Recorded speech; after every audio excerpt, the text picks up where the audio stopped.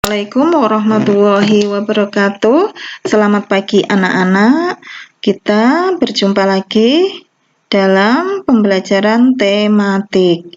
Hari ini kita akan memasuki tema 2. Kemarin kita sudah menyelesaikan tema 1 dan sekarang kita memasuki tema 2 sub tema 1, yaitu tentang menyayangi tumbuhan dan hewan. Hari ini kita akan belajar materi bahasa Indonesia.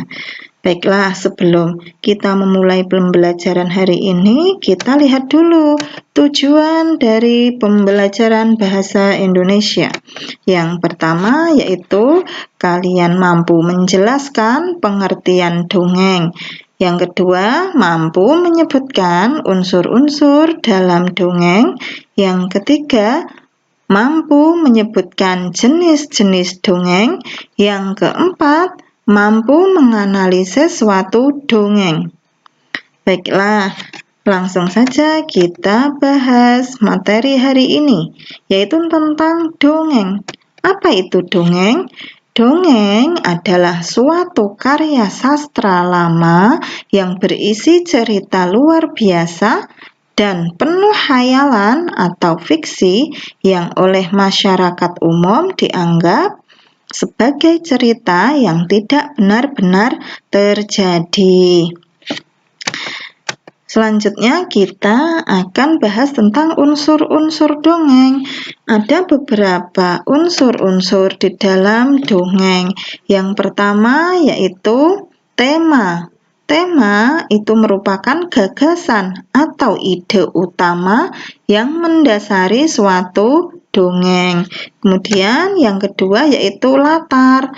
Latar merupakan keterangan mengenai ruang, waktu, dan suasana pada saat terjadinya peristiwa dalam sebuah karya sastra. Yang ketiga yaitu alur. Alur merupakan urutan peristiwa dalam sebuah dongeng yang saling berhubungan berdasarkan hubungan sebab akibat. Yang selanjutnya yaitu tokoh. Tokoh itu merupakan pelaku di dalam dongeng yang mengalami berbagai peristiwa pada cerita. Kemudian yang kelima itu ada amanat. Amanat yaitu pesan moral yang ingin disampaikan oleh penulis cerita dongeng kepada pembacanya. Yang keenam yaitu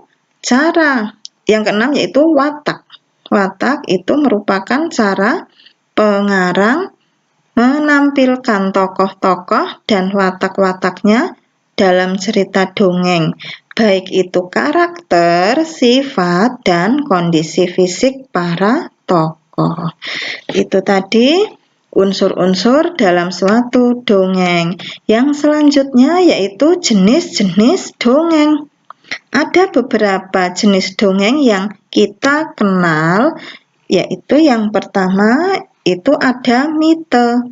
Mite atau mitos adalah jenis dongeng yang menceritakan hal-hal yang berhubungan dengan makhluk halus seperti jin, setan, atau dewa-dewi. Contohnya apa? Ini ada contohnya. Misalnya Nyi Roro Kidul, Joko Tarub, Lawean, dan lain-lain. Yang kedua yaitu sage. Sage yaitu jenis dongeng yang ceritanya mengisahkan sejarah tokoh tertentu yang memiliki keberanian, kepahlawanan, kesaktian, dan kebaikan. Contohnya apa? Ini ada contohnya Calon Arang, Ciung Wanara, Airlangga, dan sebagainya. Yang ketiga ada fabel. Fabel yaitu cerita atau dongeng yang menceritakan mengenai kehidupan hewan, di mana hewan-hewan tersebut dapat berperilaku seperti manusia. Contohnya ada cerita kancil dan buaya, semut dan belalang, dan lain sebagainya. Kemudian yang keempat yaitu legenda atau cerita rakyat. Itu merupakan dongeng yang menceritakan tentang kejadian alam atau suatu tempat.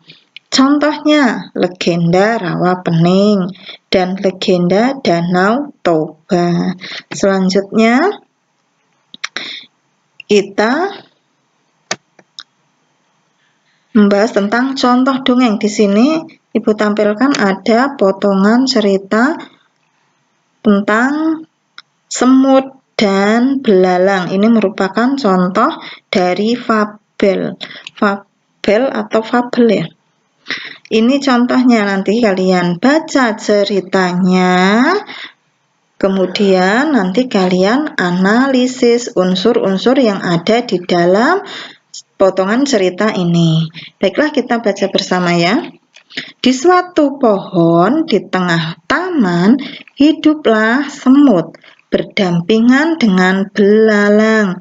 Sepanjang hari semut selalu rajin mengumpulkan makanan, baik itu di siang hari yang terik hingga saat hujan pun semut masih rajin mengumpulkan makanan di sarangnya. Melihat itu, belalang pun mengejek. Sambil bermalas-malasan dan berjemur, ia pun menyebut semut sebagai makhluk yang bodoh dan konyol, karena masih saja sibuk bekerja mengumpulkan makanan di sarangnya. Padahal taman di sekitar tempat mereka tinggal itu terdapat banyak sekali makanan.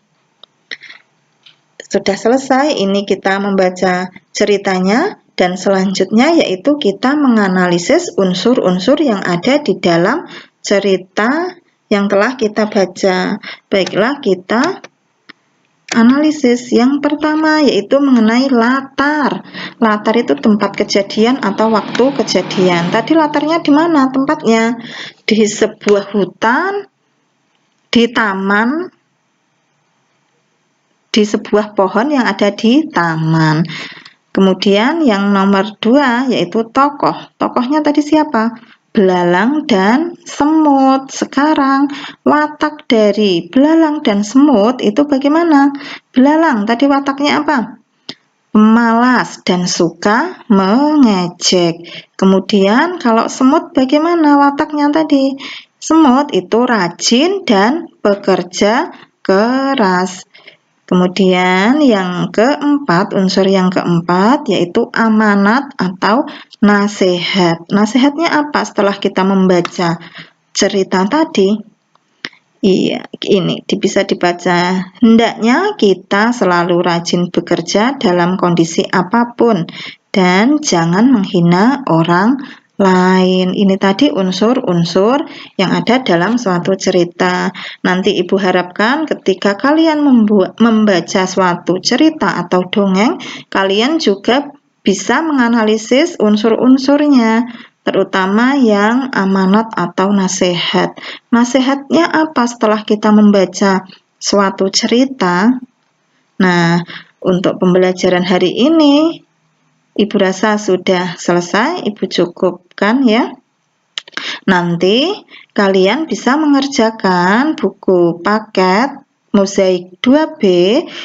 Itu ada beberapa cerita, nanti kalian mengerjakan mencari unsur-unsur yang ada di dalam cerita tersebut. Baiklah, disiapkan buku Mozaik 2B-nya. Ibu tutup dulu. Terima kasih atas perhatiannya, semoga bermanfaat untuk kita semua. Wassalamualaikum warahmatullahi wabarakatuh.